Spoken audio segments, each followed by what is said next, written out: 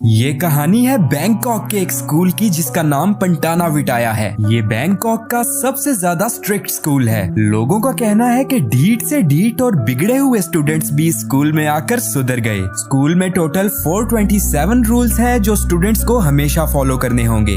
ये रूल्स इतने ज्यादा हैं कि इन पर पूरी एक बुक लिख दी गई है और जो इन रूल्स को तोड़ेगा, चाहे गलती से ही सही, तो उसको सख्त से सख्त सजा दी जाएगी या फिर मौत। इसी वजह से स्टूडेंट्स इस स्कूल में बहुत ज्यादा डर कर रहते हैं और बस पपिट्स की तरह रूल्स फॉलो करते रहते हैं। अब टीचर्स की बात की जाए तो वो बहुत ज्यादा बेदिल, सख्त और क्रूअल हैं और टीचर्स को स्टूडेंट्स पर जुल्म करना बहुत ज्यादा पसंद है और इसी वजह से स्कूल ने अपना चार्म खो दिया है और ये स्कूल बेरंग यानी कि ब्लैक एंड व्हाइट हो चुका है। स्कूल के अंदर कोई भी कलरफुल चीज लाना रूल्स के खिलाफ है और सिर्फ प्रिंसिपल ही यहाँ कलरफुल ड्रेस पहन सकता है। अब एक न्यू स्टूडेंट स्कूल में आती है जिसका नाम नैनो है। नैनो बहुत ज्यादा चीयरफुल गर्ल है जिसको मौज मस्ती करना बहुत ज्यादा पसंद है, पर जैसे ही वो स्कूल के गेट से अंदर एंटर होती है सब कुछ ब्लैक एंड व्हाइट हो जाता है। अब नैनो क्लास में आती है तो एक टीचर उसको अपना इंट्रोडक्शन देने को कहती है। नैनो टीचर की बात मानते हुए अपने न्यू क्लासमेट से भी हेलो हाई करती है, जिसके जवाब में वो स्टूडेंट्स बस सिर्फ हल्की सी स्माइल करते हैं। अब क्लास शुरू होती है और नैनो एक शाय सी दिखने वाली लड़की के साथ जाकर बैठती है। नैनो उससे बात करने की कोशिश करती है पर लड़की कोई रिप्लाई नहीं देती। अब नैनो कुछ देर बाद अपना बैग ओपन करती है तो गलती से उसकी लिपस्टिक नीचे गिर जाती है जिसका कलर डार्क रेड है और कोई भी कलरफुल चीज स्कूल के अंदर लाना रूल्स के खिलाफ है। सब स्टूडेंट्स उसकी लिपस्टिक को नोटिस कर लेते हैं। लकीली टीचर के देखने से पहले ही शाय गर्ल उसकी लिपस्टिक को उठा लेती है। अब नैनो उसको थैंक यू कहकर लिपस्टिक वापस बैग में डाल देती है। कुछ वक्त बाद स्कूल की डिसिप्लिन इंचार्ज क्लास में आती है जिसका नाम लीजा है और ये स्कूल की सबसे ज्यादा स्ट्रिक्ट और क्रूअल टीचर है। बच्चे इस टीचर से इतना ज्यादा डरते हैं कि उसको देखते ही इन सब की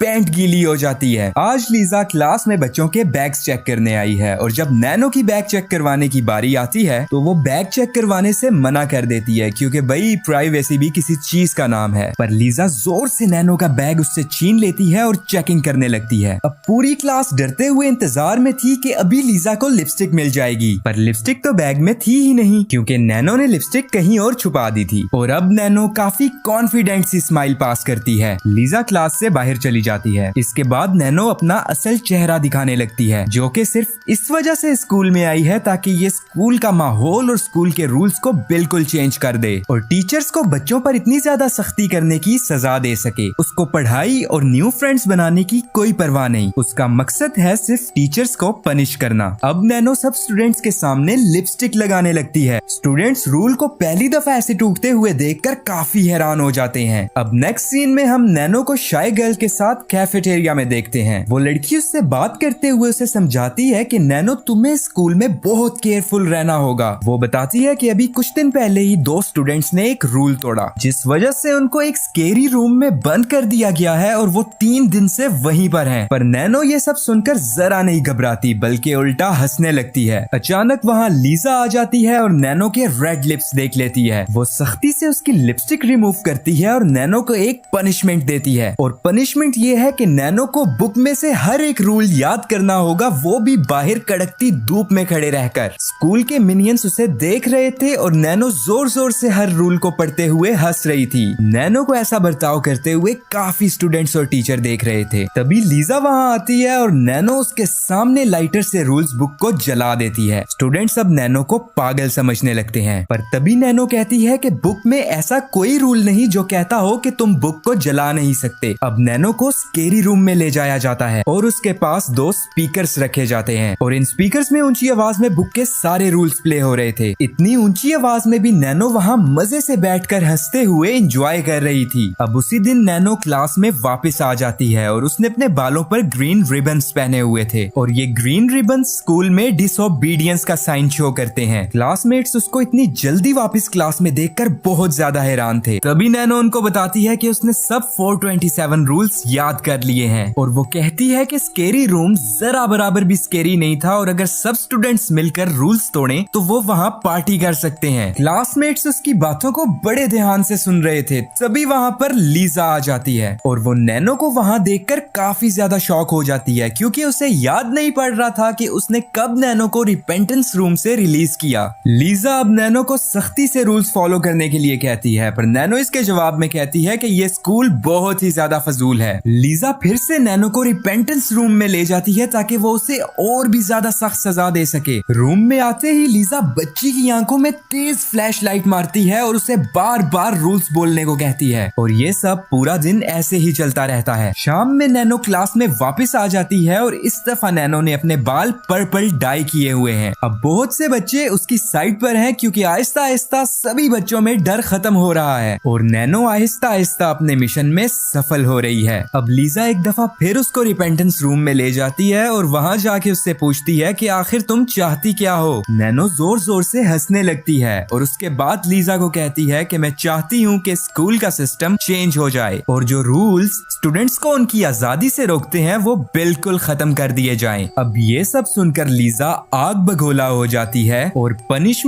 में एक प्लायर से नैनो की जुबान खींचने लगती है। इतना दर्द सहते हुए भी नैनो हंस रही थी। बाद में लीजा अपने ऑफिस में बैठी नैनो के बारे में सोच रही थी कि तभी एक न्यू स्टूडेंट आती है और इस स्टूडेंट का नाम यूरी है। वो लीजा को कहती है कि मैं नैनो को अच्छे से जानती हूँ क्योंकि इससे पहले वो दोनों सेम स्कूल में पढ़ते थे। यूरी लीजा को रिक्वेस्ट करती है कि उसे हेड इंस्पेक्टर बनाया जाए क्योंकि सिर्फ वो ही ऐसी लड़की है जो नैनो को ठीक कर सकती है, पर लीजा उसकी बात पर यकीन नहीं करती। फिर यूरी अपना फोन निकालती है और स्टूडेंट्स की ग्रुप चैट दिखाती है जिसमें स्टूडेंट्स स्कूल सिस्टम के अगेंस्ट जाने के बारे में बातें कर रहे थे और रूल्स को तोड़ने का प्लान बना रहे थे। यूरी उसे बताती है कि वो फेक आइडेंटिटी बनाकर ग्रुप के बच्चों पर नजर रख रही है। अब लीजा इम्प्रेस होती है और उसको हेड इंस्पेक्टर बनाने के लिए मान जाती है। अब नेक्स्ट सीन में हम देखते हैं कि रूल्स के अगेंस्ट बातें करने वाले स्टूडेंट्स को पनिशमेंट दी जा रही है और इन स्टूडेंट्स को पूरी रात इसी पोजीशन में बैठना होगा। अब जैसे जैसे दिन गुजरते हैं यूरी लीजा का और भी ज्यादा ट्रस्ट जीतने लगती है और जल्दी उसे उसके ऑफिस का एक्सेस मिल जाता है। अब एक दिन वो चुपके से लीजा के ऑफिस में जाकर कुछ कॉन्फिडेंशियल डॉक्यूमेंट्स देखने लगती है और अब हमें पता लगता है कि यूरी का भी स्कूल में आने का कोई प्लान है। अब आप सब भी लाइक और सब्सक्राइब करने का प्लान बना लें तो मजा आ जाए। नैनो अपनी क्लास में वापस आ जाती है और वो अभी भी बोल पा रही थी, जबकि कुछ दिन पहले लीजा ने प्लायर से उसकी जुबान खींच ली थी। अब वो अपने डेस्क पर आती है तो उसे एक रेड रिबन वाला इन्वेलप मिलता है जिस पर लिखा हुआ था टॉप सीक्रेट। अब नैनो स्माइल करती है और एक्साइटमेंट में इन्वेलप ओपन करती है। अब हम कुछ घंटे बाद का सीन देखते हैं जिसमें नैनो ने काफी सारे पोस्टर्स उठा रखे हैं। तभी उसको यूरी मिलती है जिसने वही रिबन पहन रखा है जो इन्वेलप पर लगा हुआ था।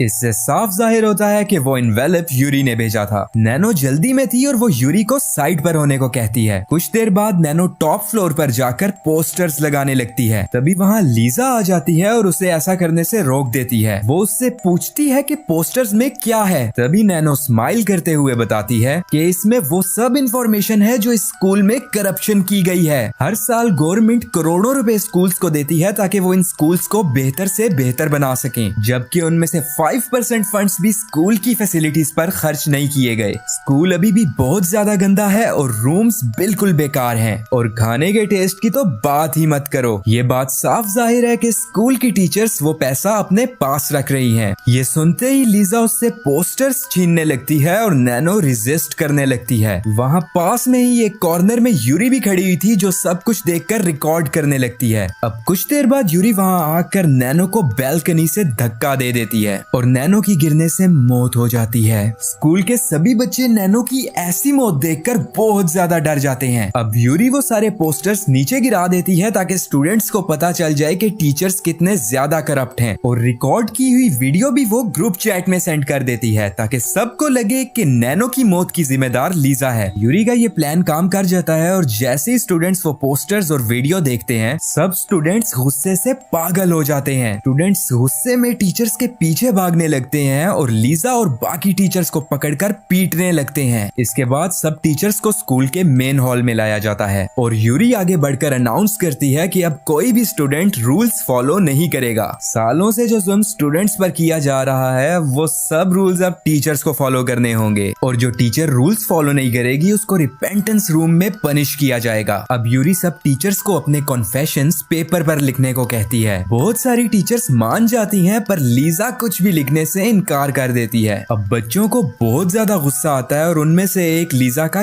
गला दुबाने लगता है, पर इस गर्मा गर्मी में लीजा सांस रुकने की वजह से मर जाती है। जब स्टूडेंट्स लीजा को मरा हुआ देखते हैं तो सब उस लड़के के पीछे पड़ जाते हैं जिसने लीजा का गला दबाया था। कुछ कहते हैं कि इस लड़के को रिपेंटेंस रूम में भेजा जाए और कुछ तो कह रहे थे कि इस लड़के को फांसी दे देनी चाहिए। तभी स्कूल का प्रिंसिपल हाथ में गन लिए वहाँ आ जाता है और सबको एक जगह पर खड़े होने और टीचर्स को फ्री करने के लिए कहता है। अब प्रिंसिपल स्टूडेंट्स को चॉइस देता है कि अगर तो वो रूल्स फॉलो करने लगे और दोबारा कभी भी स्कूल में ऐसा माहौल ना बनाए तो वो उनको माफ कर देगा, यहाँ तक कि वो लीजा का मर्डर भी माफ कर देगा। उसका ये कहना था कि कुछ स्टूडेंट्स उससे डरते हुए उससे माफी मांगने लगते हैं, पर उनमें से कुछ अभी भी खामोश खड़े थे, जिनमें से एक यूरी भी थी। अब जिन स्टूडेंट्स ने प्रिंसिपल की बात नहीं मानी वो उनको एक जगह पर खड़ा करता है ताकि उनको सजा दे सके। सबसे पहले वो यूरी को बुलाता है क्योंकि उसी ने ये सब शुरू किया था। अब प्रिंसिपल एक तलवार उठाता है ताकि यूरी का सर काट सके। तभी वहाँ नैनो आ जाती है जिसके कपड़ों पर खून लगा हुआ था और फिर उसके 3 और वर्जन्स नजर आते हैं जिनमें एक की जुबान कटी हुई थी, एक ने ग्रीन रिबन पहन रखा था